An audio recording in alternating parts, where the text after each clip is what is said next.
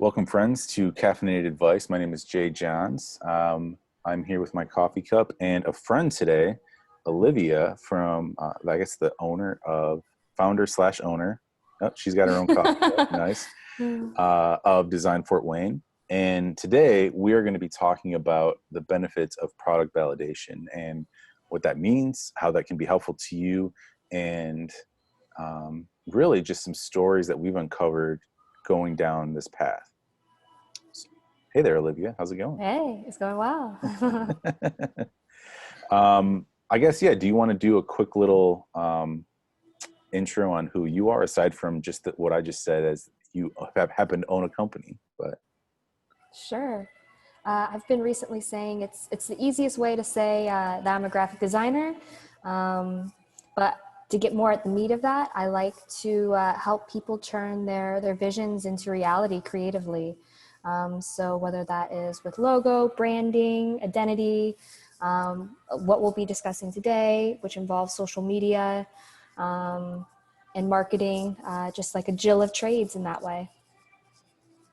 great. Yeah. For the viewers/listeners, or however you're consuming this, we are definitely not in the same room. Olivia is traveling on the West Coast, so we're doing this, the whole via Zoom way, which I think will work out just fine. But you might end up hearing some passerbyers or whatever in the background wherever Olivia's hanging out at today to do this. So I'm grateful she had a chance to find some time to talk with us.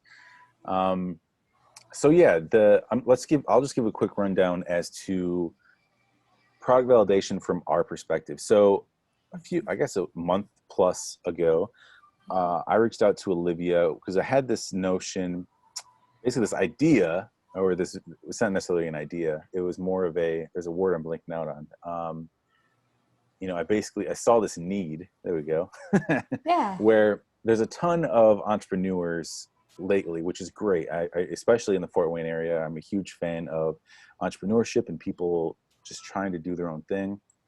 But what I'm noticing is that along with all this education that's around when it comes to entrepreneurship, people are missing a huge step first. And so which is determining if there's actually a market need for what kind of product or service they might want to offer.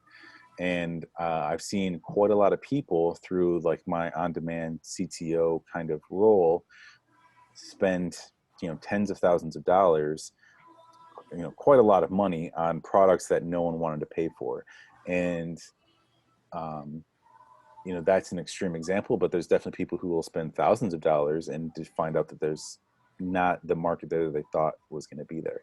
So this idea of a product validation isn't a new one, but the reason why I wanted to partner with Olivia is because with her background in marketing and in design, it's a great way for us to work together with this entrepreneur or this business who wants to basically look out into the marketplace before before creating a product, and feeling out if there's people that are A, interested, but B, the most important thing, are they willing to spend money on your product? Because there's a big difference between liking something and being willing to pay for something. And so we're like, yeah, let's sort of, Olivia had a very similar perspective that this is a needed service. And so, yeah, we kind of partnered up and have been trying to, we went into a beta phase where we were helping a few different clients. And now we have sort of ironed out the different things and now have a full offering for people. But even if you don't want to work, even if you decide you want to do this on your own, which is something I fully support, we're going to give you some tools and some tips on how to go about doing this. So that way, if you have an idea that you want to, hey, I want to offer a service to somebody, or I want to offer a product to somebody, you can find out, A, if you know that who you think is going to buy the product is correct, and B, you just know for sure that there's a market there. Also, Jay, I think one big thing that is included in all of this is the education part that we've kind of brainstormed back and forth leading into this, into product validation. So whether you're a small startup or even up into the larger brands, you're always going to be going through a phase of product validation.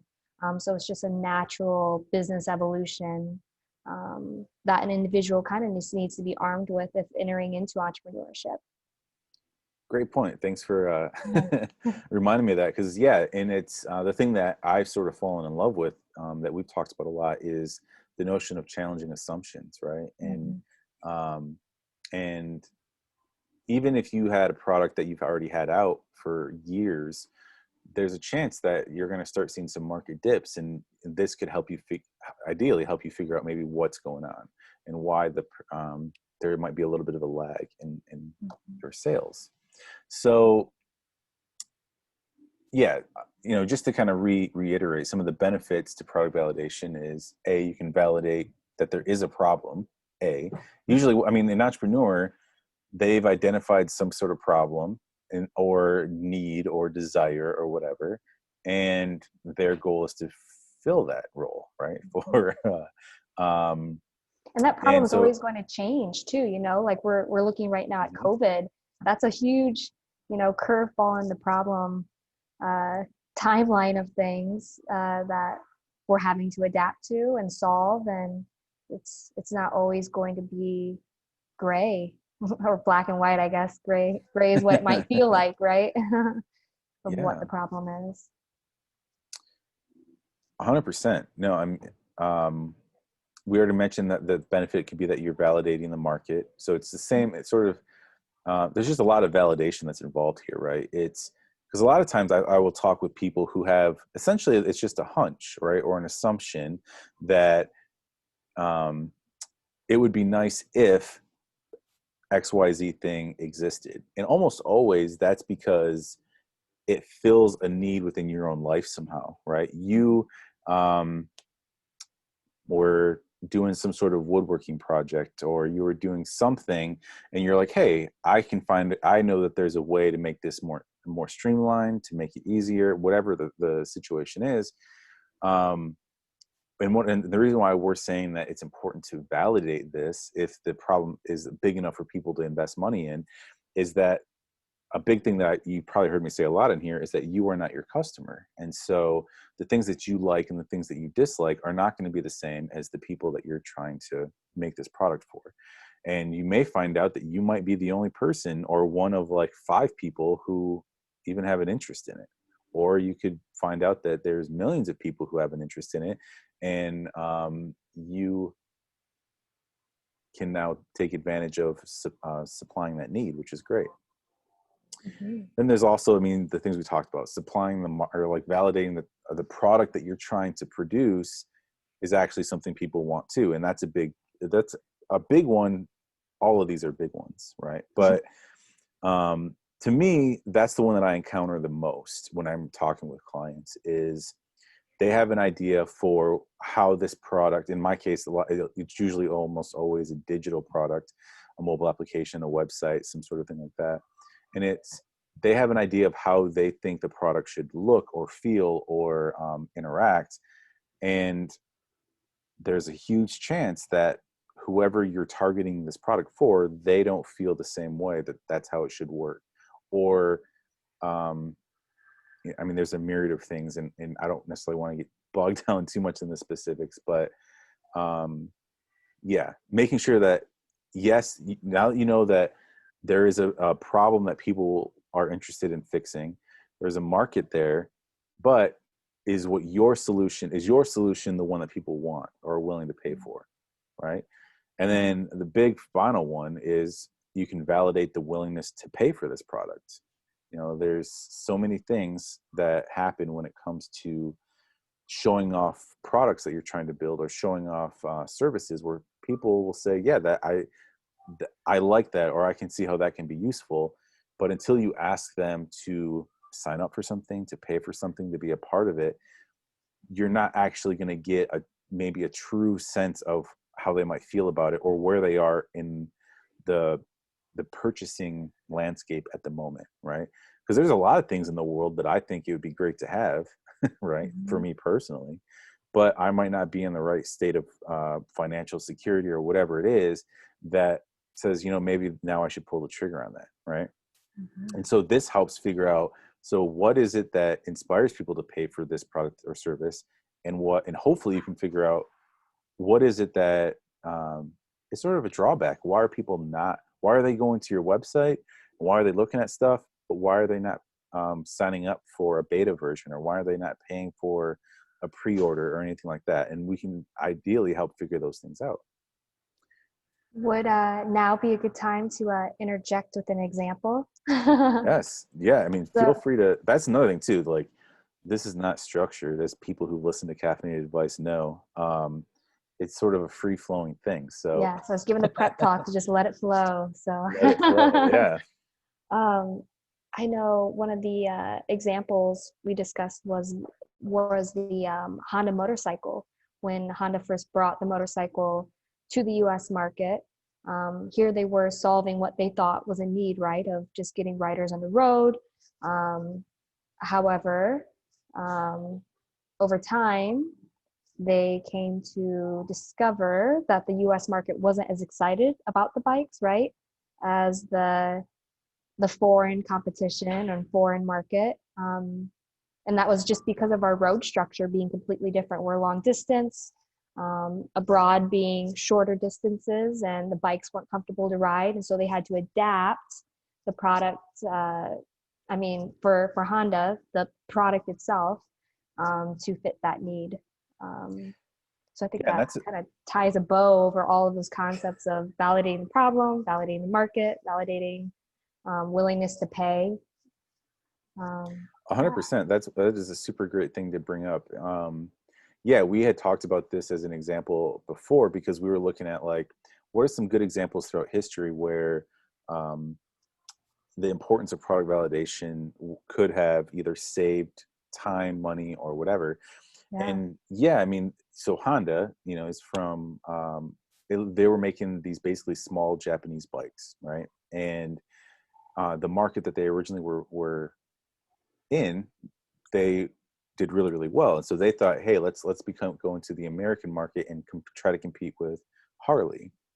And it turned out that, the American, to your point, because of our road structure, um, the style of the bike that they had initially didn't necessarily fit for the long road trip, the Route 66 riders, to just sit on the bike for long periods of time. It was more of a, I don't know if I could really do it justice. Anyone who's interested, feel free to look this up. But it's more of a shoot around the city kind of a thing, right? It's Commuter bike. there you go. Yeah, commuter Yeah. bike, exactly. And so I think that could be a byproduct of not necessarily understanding why people buy things like Harleys. But they just decided, we're going to go all in, right? Like, boom, we're going to uh, distribute a bunch of these bikes, these Honda bikes. And this was in the 1950s, by the way. So that might be relevant. And it just wasn't doing well. And eventually what they decided, as they started looking around and figuring out, so we are having some sales here and there, and they started asking basically the people who were buying the products, what are they using the bike for? And it turned out that there was a bunch of off-roading kind of things that were happening Yeah, with that's their right. That's tools. right. And so it was through like sporting goods realtors and dirt bike. It was like a dirt bike phenomenon basically that started happening. And eventually Honda just like went that route. Like, oh, people are interested in our product for a totally different reason than we thought they would be. Whereas the product validation part comes in, right? Let's adapt to that need. So Yeah. let's adapt to it 100%. And yeah, so they basically went all in on that. And now I don't know how true this Honda as a whole is a monster company, right? They have the bikes, they have the automobiles, they have all kinds of stuff. But the end of the little comparison was that Harley basically is worth $49 billion now, where Honda is 49 billion, where Harley basically sits around 9 billion, which is no small thing. But basically it's just a really great example of attempting to fulfill a need, finding out that people aren't as interested in your product, and then following the market a little bit and finding out how you could still fulfill a need, where now more and more people are interested in this off-road kind of thing, this dirt bike kind of notion. And anyway, I think that's a great example that um, I feel like I'm repeating myself. No, It's a no, great you're, example. it is a good example. I think it naturally starts to flow into that, the concept that we find ourselves repeating often with the product validation is that done is better than perfect. I mean, for Honda, it's easy, right? That, well, relatively easy. They have more of a real estate, so to speak, to have that trial and period, that trial and error period, versus a startup possibly not having those resources to do so. So being able to get the minimal product out to be shared, to be tested, and to use those results to point in the right direction. So Mm-hmm.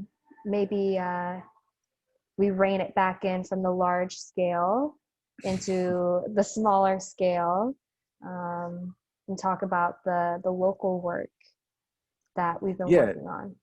100%. And so one of the things that we want to illustrate too is that our vision for people to do product validation, even though we gave an example for Honda, it doesn't mean you already have to be a super massive company like Honda, Right. right? That you are a startup, that you are, you know, maybe you don't even have your company created yet. It's basically you have an idea. Okay, so at this point now, let's spend a little bit of money, a few $100s, potentially more based on your needs, and then determine if the market is actually there. And I'd rather have people spend that money up front now than potentially thousands or tens of thousands down the road for something that they can't even use. And so that's just the way I look at it. And, as an entrepreneur, you can assess that in any way that you want to. But so yeah, we in our beta version, we had a few different clients and on vastly different spectrums, if you want to call it that. So we had one that was already sort of established, already had like the company was established, it's been around for quite a few years, and already had sort of a big social media presence, and had an idea for a new product that they were going to launch. And then the other one was a brand new, the company I don't even know if the company exists yet. It was just an idea, and just sort of seeing how many people actually have an interest in the services that they're offering, and sort of going from there. And then from that, the next step would be, how would you then price it? And so the big differences I between the think, two companies. Oh, go ahead. well, as I say, I think with that second example of not being an established business, the phrase is "find your niche" is always emphasized.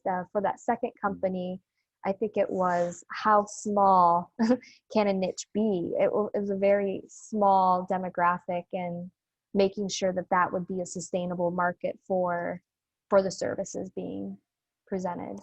Exactly. So I mean, you got the great points today, Olivia. You're keeping me on Be track. on your toes. 100%. Yeah. So there was, that brings up a thing that it wasn't actually someone who became a client, but someone who I talked briefly about, where they had an idea about a website that would basically compile a bunch of information about local automobile um, repair places.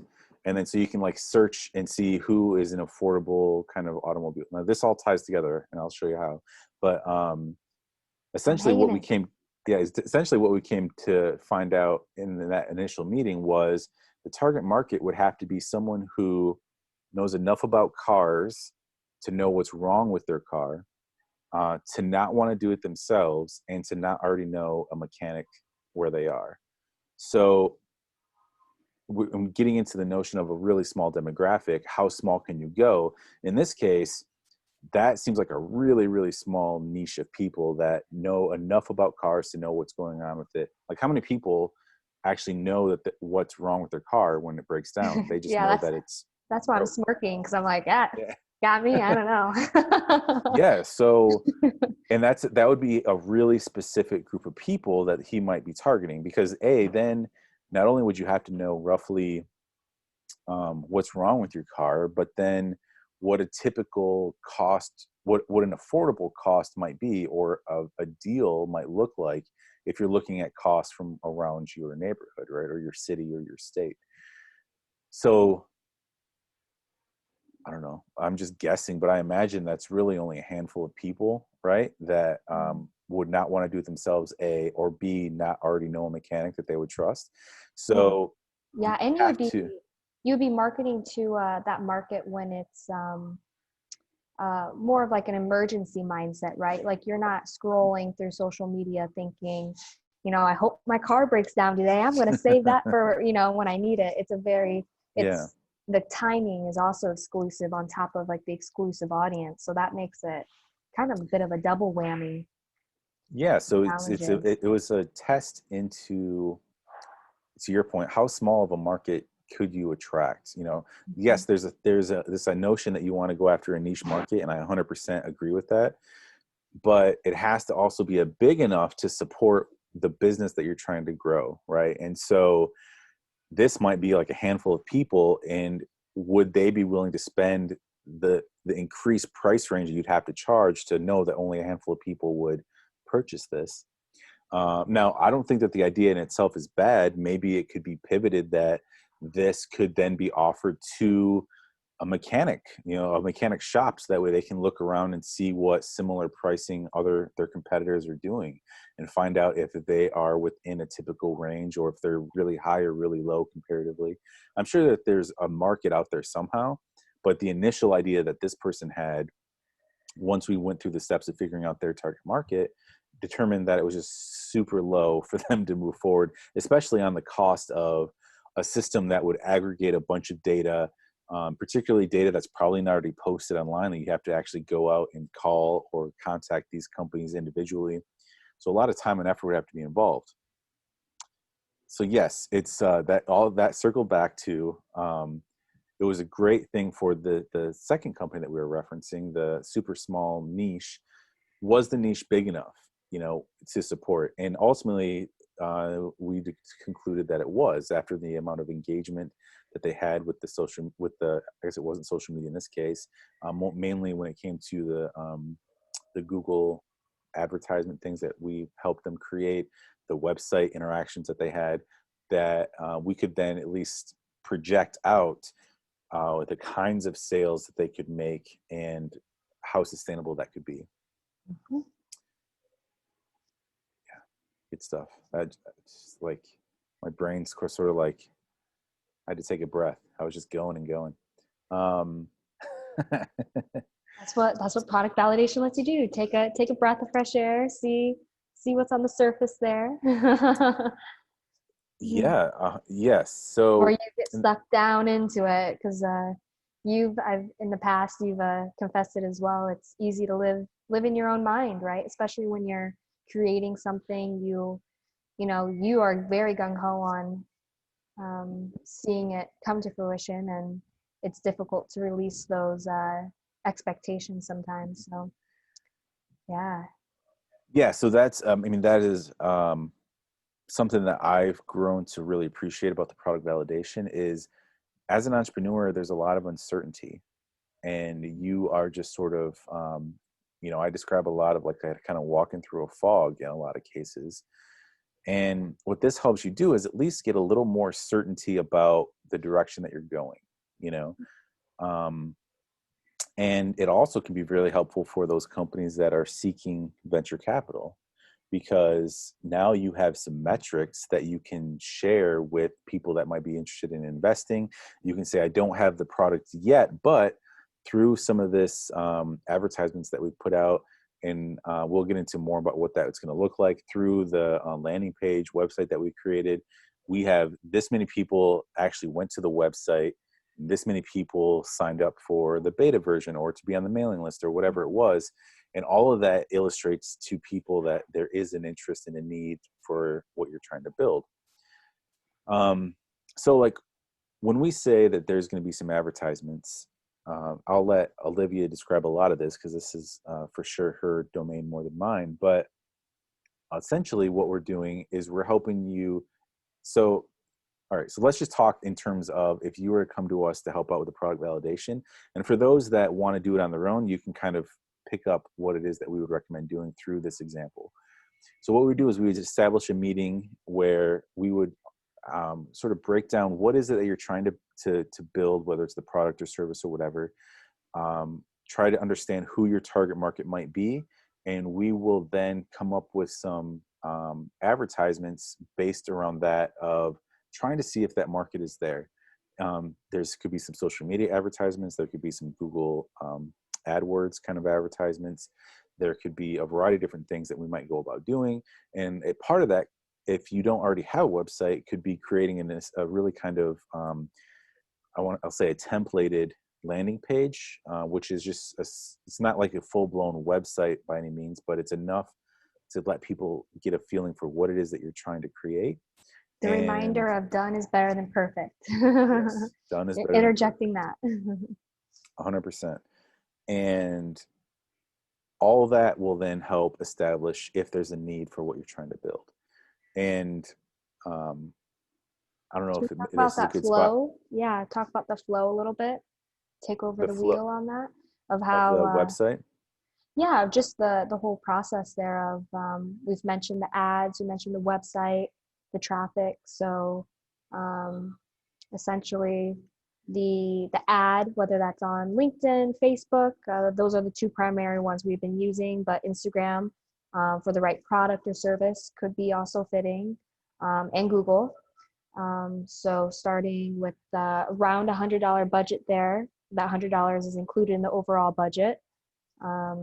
So we've all had this experience. I'll use this example because I use it all the time of you're shopping for a pair of shoes and then you wonder, why the shoes have followed you 3 months down the line, right? And with Google Ads, you can retarget, you can get very specific in your demographics, and we use that data, that information, to just gauge the interest, right? So if an ad appears on your target demographics social media, and they click on it, I was just mentioning the flow being, it would take them then to the website, and the website then has a call to action, whether that's sign up now to be part of a mailing list. So when that app is released or the product is released, or maybe it's a special offer that incentivizes the individual to continue engagement, whether that's a discount in the future,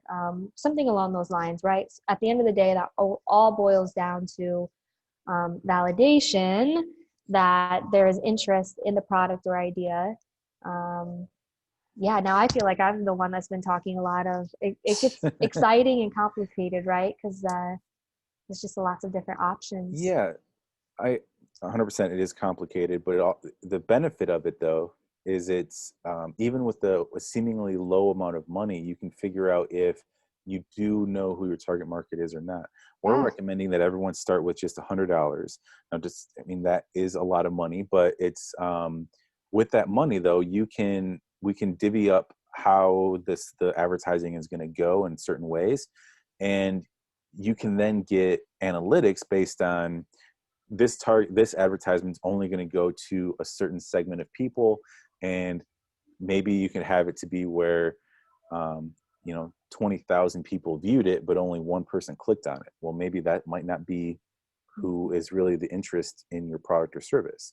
So that's how you can start to dial in. If you when I talked about challenging assumptions before, in the example of like the Honda thing, they might have then, and if they were to do a similar product validation now as they might have then in this context, they could have targeted some advertisements towards the people who would have been typical Honda purchaser, or not Honda, but Harley purchasers.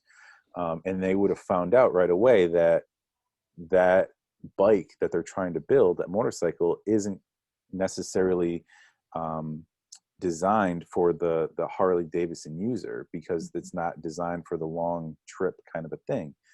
and a variety of other things, but they would have been able to know that because they could have gotten, and again, in the 50s, they didn't have digital advertising. So it's not like, it's not like that it's something they failed at doing, but they, they would be able to say, hey, we, you know, we were able to get hundreds of thousands of people who would likely buy a Harley Davidson to look at our advertisement, and barely anyone even clicked on the ad, or barely anyone even visited our website. That's going to tell you something, right? And so depending on whatever your business is, you could find out that who you think your target market is not, or it's just shifted a little bit. You know, we are Great talking with a application, by the way. That's a great application, by the way, of applying those and combining those two. Sorry, go ahead. Oh, okay, cool. Well, thank you. Yeah. An example is that we're, one of the clients that we're currently talking with is trying to create a product that's for, that has to deal with private planes. And one of the things that we had talked about was, do you like, could it be that an executive is the one who's going to end up using this product, or would it end up being their assistant, right? And that's a good, like, vague example. I don't want to give too much away yet about what this company is, but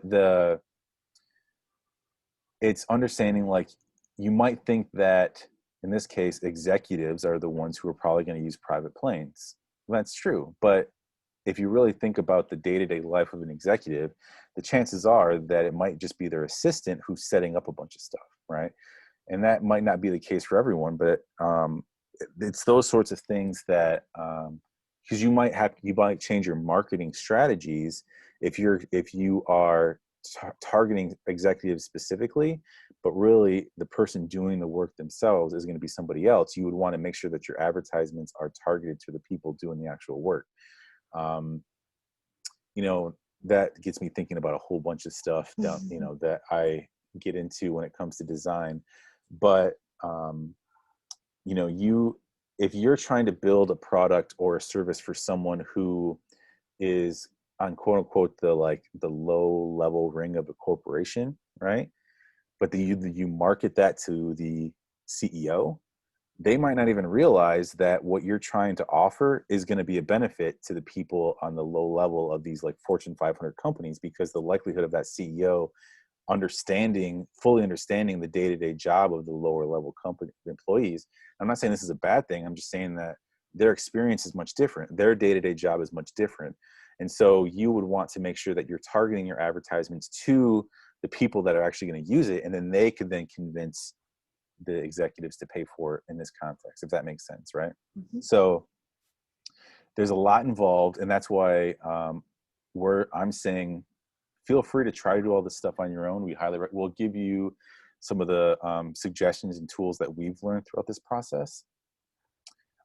Yet we're going to be around and available for people to you know, work with us. We have a few different packages available. Essentially the lowest package is $300. It's like $300, $500, and $900. All of them have a built-in $100 advertisement thing built right into it. So it's not like you then have to factor in additional money to advertising. Now, there are situations in which we would recommend, or you might determine that it's beneficial to add more to an advertising budget. But we think that the base $100 mark you could learn a lot from. And it just all comes down to, I will say a point to make for those I'm going to say bootstrappers, right? Those who do attempt to want to do this on your own, something that we've lessons learned, and also those who might be considering wanting to collaborate. If you might think, say, LinkedIn is the route your audience would be at. LinkedIn's great because that's where people are in the decision-making business mindset. That right there would be an example of how that could fluctuate, because on average LinkedIn is like a 6 to 11, 6 to 9 price point there to advertise per click, which is pretty expensive when you compare it to Facebook's. So for context, for those who are just getting into marketing and advertising as a whole, um, that's a great tool that allows it to where they might only charge you based on how many people actually interact with your advertisement. A lot of different places where you can advertise give you that model, but with LinkedIn specifically, because of how targeted you could get from like a business perspective, it's a lot higher. To Olivia's point, anytime someone clicks on that ad, you're looking at spending between like $6 to $11 per click. So if you get 10 people to click on it, just 10 people, you've already blown through your $100 budget, right? And so there's this fine line between understanding where to most effectively place your dollars and just be, I guess I'll use the word smart about it, and as best as you can. There's definitely going to be some trial and error that happens. There's going to be situations in which you may end up spending a bunch of money on stuff, that a bunch of advertising money on a target market that might not be willing to pay for your product. They're just interested in looking at it. But at least now you know that, right? And in my perspective, when I say a bunch of money, like a few $100s, maybe you end up spending like $200 on it. But now you've built up more information for yourself for moving forward, and you didn't spend thousands of dollars on a product that people aren't paying for, right? So I feel like I was trying to wrap that exactly right back around to where we were, but I kind of lost my spot. So anyway, you're talking about the different pricing models for different digital advertising.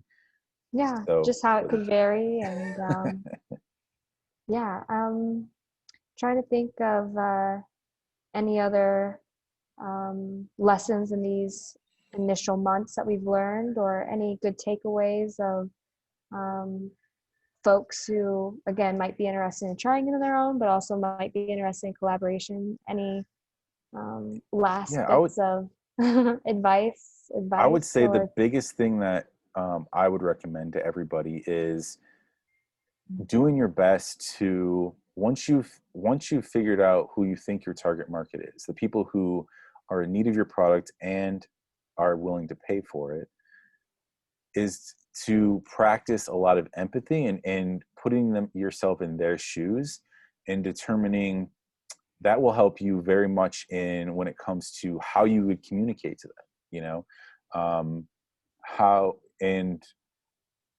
that helps you also understand how you would design your service, whether it's an actual service or a product. And keeping them in mind is going to help you be more effective when it comes to your advertising budget. It's going to help you be more effective when it comes to your designing your minimal viable product. And just do your best to focus on that small group of people, even though I say small, but like the niche. So if you're targeting um, um, chefs who happen to own a food truck, right? Then think about what is this product that you're building, that, and how is it going to be beneficial to this market, and hyper focus on that to start with until you get through the MVP phase. And then you can start building features on top of that. It just helps you stay focused. It makes it less likely to get distracted and focus on things that aren't as important. And it just helps with staying as efficient as you can be without being sort of, hyper focused on efficiency, which isn't that great either. So, yeah. try to think. I think my closing two tips would be, just because I need to hear it all the time, because I'm equally as guilty in practice. One last time for those in the back: done is better than perfect. Yes. Overthinking really silences that intuition and delays the progress you could be making. But then other takeaway would be to really maximize the service that we're collaborating with others to do. Again, maybe you want to try it on your own, would be to just start signing up for like-minded groups. I know it's COVID kind of makes a little shift in the networking, but there's still a lot of digital forums and digital groups that you can participate in and start to get your feelers out there. And To your point, Jay, of putting your ear to the ground, right? Of what is that community saying, before jumping in full fledged with executing an ad campaign.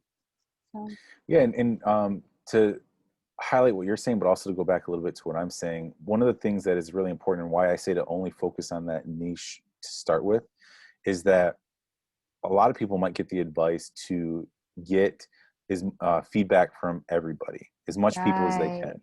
right. And that there is some value in that. But what ends up happening is, let's say that you're building, like in my case, I hate olives. I can't stand the smell of them, any flavor, color of them. I just hate them, right?